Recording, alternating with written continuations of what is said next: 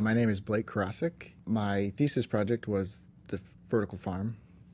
It was a thesis project that I had done at the University of Illinois in Urbana-Champaign.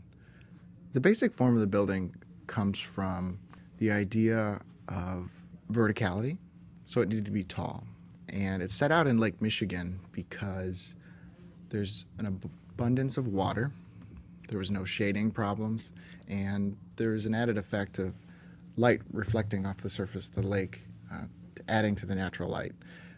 The form is also like a continuous coil or spiral, and it has to do with the fact that the building is sort of a filtration system in diagram. There's a combination of living units in the building and a perimeter double skin of growing spaces and a series of breaks within the spiral for larger, higher production community gardens. The idea was to use a structural system that was beneficial to vertical farming, which is not put the structural system on the outside with a series of columns, but to try to bring most of the structure to the center where it's going to be shadowed and difficult to get light. So you don't want to build a building that would get in its own way. This specific design, it was a visualization of what vertical farm possibly could be, almost a utopian idea of vertical farming.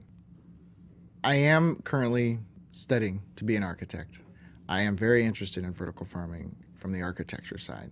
I would hope that in the future I would be involved in vertical farms, a design of a vertical farm, the production of a vertical farm, or the group effort of a university or a client to produce an actual vertical farm.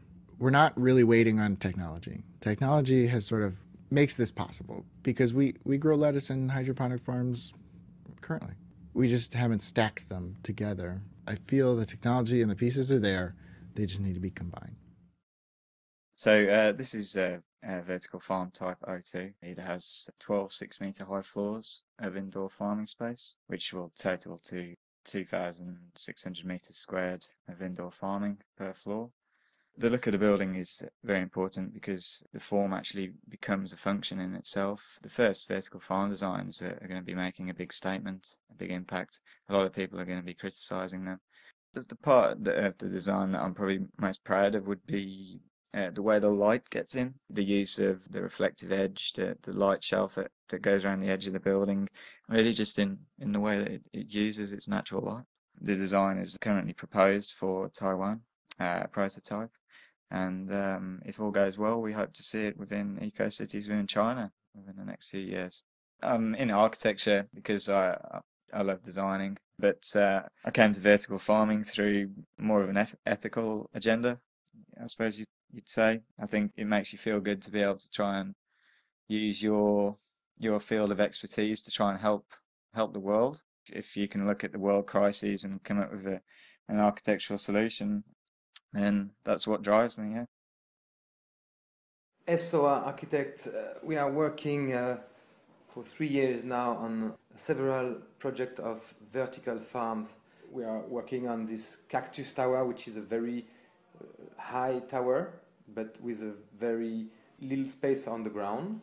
It's a building that is optimize the sun, the light of the sun on every point of the tower.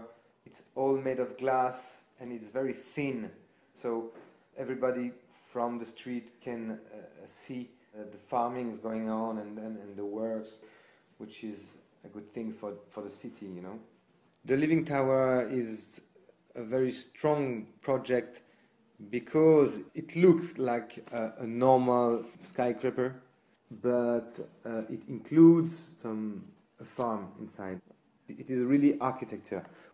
The goal is to say, can we invent a real architecture, or is it only a technical question? We are working on the case of Paris city because Paris is one of the most touristic city in the world, and it's very protected, so it's a good place to try to test and to try to see if we can invent an architecture of farming, of vertical farming.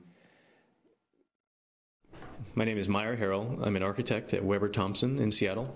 The Newark Vertical Farm is a concept for the city of Newark, New Jersey. Now, we were approached by the mayor's office in Newark and their Office of Community Development. They were very interested in this idea of vertical farming and are interested in initiatives for the city to look at new ways to feed the urban population. So knowing that this idea is fairly untested, they knew that a facility would have to be created in order to test a few different systems. The facility that we designed for them at sort of a visioning level, at a feasibility level, was 3 stories of stacked greenhouse, a research wing, and an atrium that separates the 2 of them, and basically the atrium acting as a winter garden. We believe that a vertical farm does have to start small. Starting small is our way of managing risk and really digging into the problem of how do you make a vertical farm work and how do you make it commercially viable. I think we have to be somewhat humble when we move forward, realizing that we're not going to get it right the first time.